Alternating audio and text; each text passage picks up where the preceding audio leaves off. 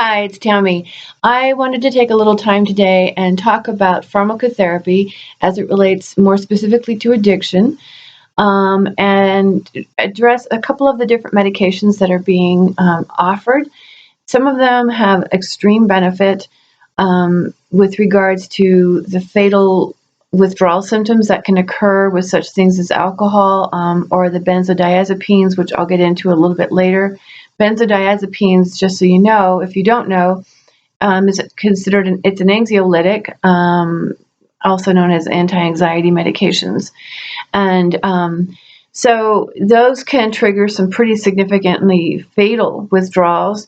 So these medications actually do help in offsetting the cravings, as well as deter the reuse of these substances in order to assist the person to recover fully. In the other cases, there's other medications that are used that are not necessarily for the sake of saving a life. Initially, it's more for the long-term effects of addiction. And so there's benefit to everything, and I'm not, this isn't a message that says that the medications are not good. They are. I completely believe in them. They are derived from our understanding of how plants and secondary metabolites in plants affect the body, and in turn support cellular communication in order to inhibit certain activities as well as activate other activities. The essential oils do the same thing. But there again, like I said, this is not something, when we're talking about recovering from addiction, it's not something that should be done without the help of a professional. That said, as long as someone is either working with outpatient or for that matter, inpatient treatment, if the patient is has the capacity to determine that they don't necessarily want to work with medications, that they would prefer to try an alternative or a more natural approach, these are options. Now, I know a lot of facilities are including acupuncture and yoga, and I've even seen some talking about Reiki, and these are all very beautiful, meditative, energetic practices that actually do assist the body to help realign itself. The essential oils are a little bit different. They do not overstep. They do not take the place of anything that I've already mentioned. They simply just help to modify genetic expression, so the cellular communication is a little bit different. And therein, when we're talking about cravings and anxieties or for that matter, depression or any of the side effects that can go on with withdrawal, these essential oils actually help to regulate the neurochemistry just like these medications do. So to help ease all of that. Now, if you're using essential oils alongside of the medications, your choice in oils is going to be a little bit different because you're trying to affect a bigger picture because the medication's already doing something, and you're wanting to modify cellular communication in such a way that it actually picks up the nutrients and that are being consumed by the patient, so that the effects of the medication are there's more benefit from the meds, and possibly even short term, it shortens the length of the need to be on that. I can go into my own particular attitude, and it's not necessary at this point. What I'm really wanting to do is create some level of collaboration between the two worlds, because this is incredibly important, and I've seen it work time and time again. So a couple of the medications to begin with are naltrexone and disulfiram. Now, these have different mechanisms in the way they work within the body. Disulfiram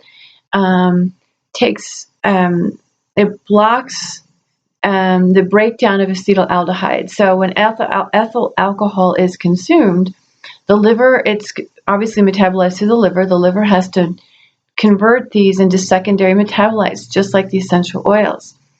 And acetaldehyde happens to be the first one. And what happens there is the disulfiram blocks the acetaldehyde and from breaking down any further, which now becomes toxic and nauseating. And so it deters the patient from wanting to drink any further.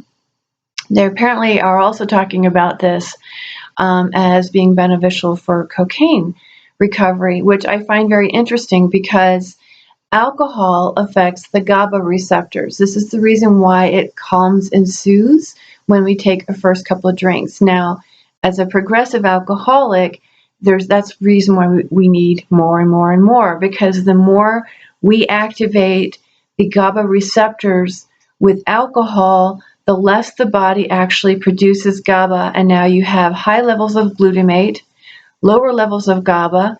Glutamate is an excitatory neurotransmitter. Pardon my blonde moment there. It's an excitatory neurotransmitter that actually is supposed to be it has several roles in the body. One of the roles is to be converted to GABA. But now what you have is it's not being converted.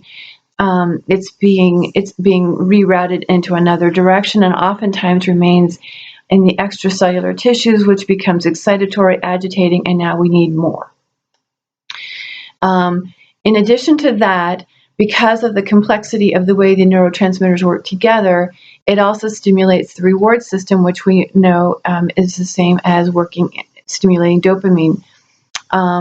This is the link between disulfiram and cocaine, because cocaine directly affects the dopamine receptors, and it keeps more dopamine in the brain, which keeps us excited and alert and more focused. They're again also triggering the reward center, thereby repeating and wanting more and more and more.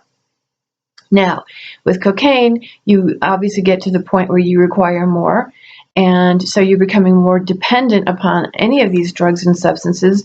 So now what you have is the need to use more, and which means now, again, the body is not producing and not utilizing the dopamine in this case as it needs to, and which therefore now you need more of the drug. So that's how disulfiram works.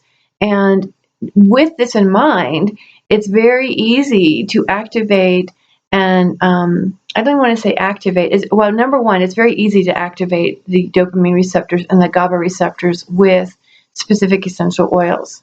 That would be for the interim, to get them through the initial stage of recovery, and then as they transition more into a maintenance form where we're looking at long-term recovery, you can transition into oils that now support the hypothalamus, pituitary, adrenal cortex, along with any other issues that might be potentially going on in the body, whatever's going on. I'm just going to say it that way. So there's a way to phase this, to work with the disulfiram, helping to ease the anxiety, and as well as move them forward and transition them into a more long-term protocol. An interesting thing about alcoholism is another use of medication is the benzodiazepines, which just blows my mind. And like I said, I mentioned this again because I do want to get to that. But the other one I mentioned was naltrexone, and naltrexone activates. It actually works with the opiate receptors, and that's the reason why that one is being used with. Even though it's typically used to offset the overdose of an opiate, it also helps in the area of alcoholism. Because why? Going back to the GABA and the glutamate issues, you have an excitatory reaction happening, and so we have to find another way to calm and soothe the body. It's not the same mechanism as alcohol takes. It actually goes directly for the opiate receptors, and now you have a more relaxed approach, and therefore you don't necessarily feel the need to drink. So that's the reason for this, the success behind the naltrexone, and a very elementary explanation.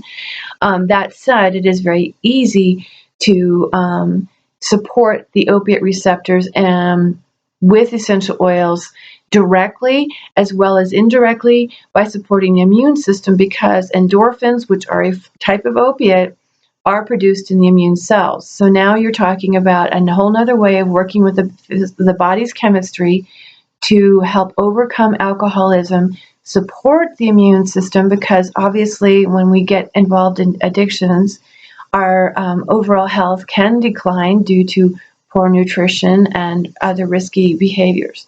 So now so that's another way of coming about the recovery of alcohol and cocaine.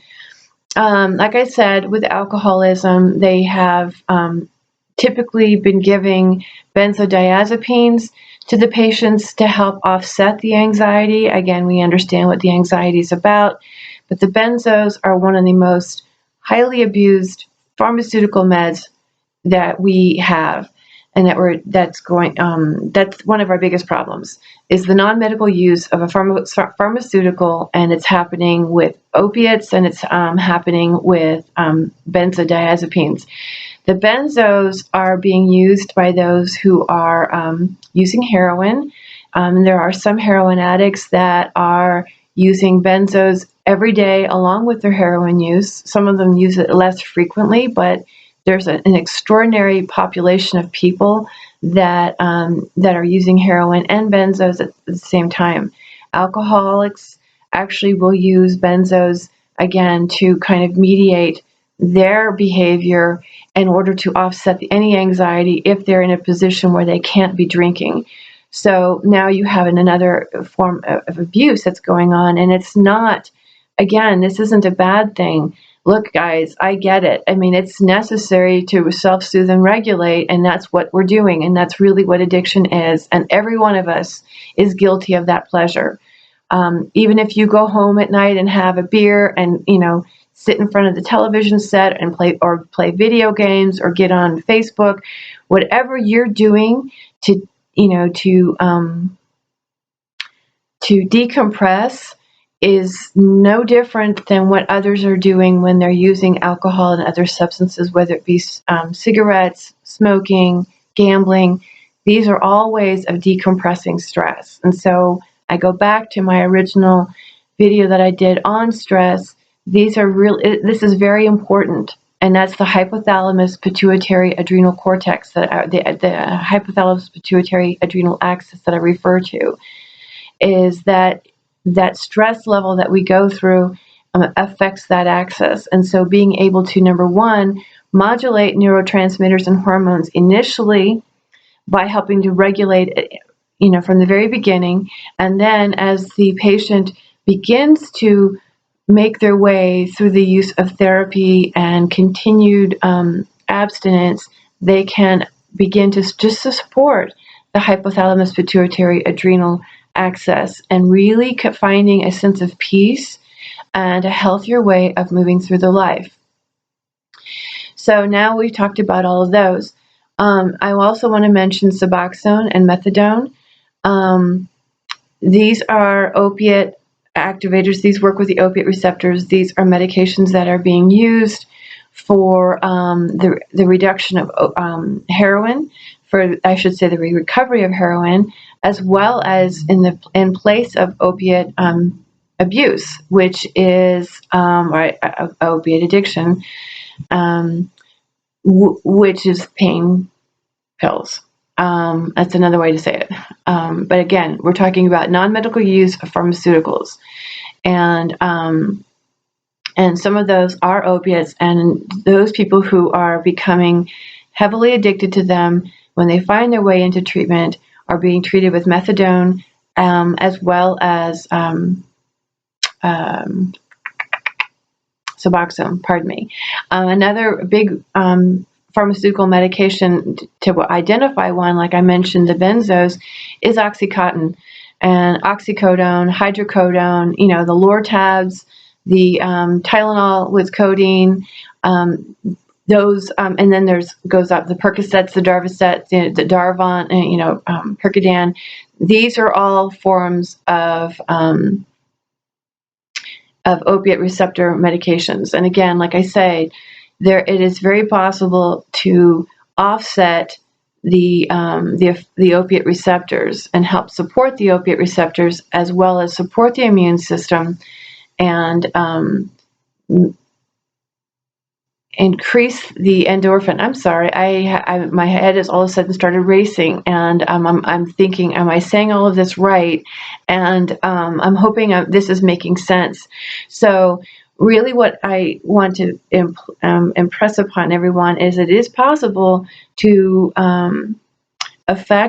positively affect the opiate receptors in order for the immediate self-soothing. And it's also really important to work with the immune system, modulating the immune system, not, making it, increasing it or decreasing it, just modulating it, supporting it to actually do what it's supposed to do. And the immune cells produce the endorphins, and that's the reason why exercise becomes so relaxing. So in addition to using the oils, becoming more physically active, yoga is an exceptional choice here because you can take it at your own pace. You can do it at home, and or you can do it in any of the treatment facilities, because I know there's a lot of places that are offering things like this. Acupuncture supports the immune system. There are so many options available to us, and the essential oils, like I said earlier, do not take the place of anything. They simply provide the instructions. They provide an opportunity for the body to modify the genetic expression in order to better utilize the nutrients, thereby enhancing the overall health of the body and being able to respond in a way that's more supportive and conducive to a healthy life. If you have any questions and you would like to talk with me further, by all means, email me. And please accept my apology for this is just real life. I felt really called to do this particular video today because this is an ever-increasing concern in our country, and helping people to really rethink their health is my goal. And not only rethink, but reinvent their health. That's a nicer way to say it. With regards to the non-medical use of pharmaceuticals, this is a major problem. It's one of the biggest problems we have in this country. In the state of New Mexico alone, it was the greatest, I don't remember the specific percentage, but the most deaths due to drug overdose occurred with the non-medical use of pharmaceuticals in 2014. So that was just last year. So this is my reason for sharing this, because there are other ways. And I know that the doctors are doing everything that they can to assure patients the healthiest of lives. Unfortunately, when we become addicted and we need and we don't get the proper support with altering our behaviors and paying attention to our social circles and our emotions and getting the holistic support that I've mentioned before, when we don't do that, when we try to strong arm our way through recovery without that help, we have a tendency to relapse and go back for more, or get something else, or take more, or go back to the same dosage. And these are the things that are killing people. So with that said, the non-medical use of pharmaceuticals is a very big problem, and the essential oils can absolutely take the place, or actually at least help people work themselves down and into a stabilized situation. So I'm not trying to take away from anyone. I'm not trying to stick my hands in anybody's pocket and say. What I'm saying is we've been given the tools. We've been given the opportunities, the intelligence. We've been given the plants. We have this world to work with.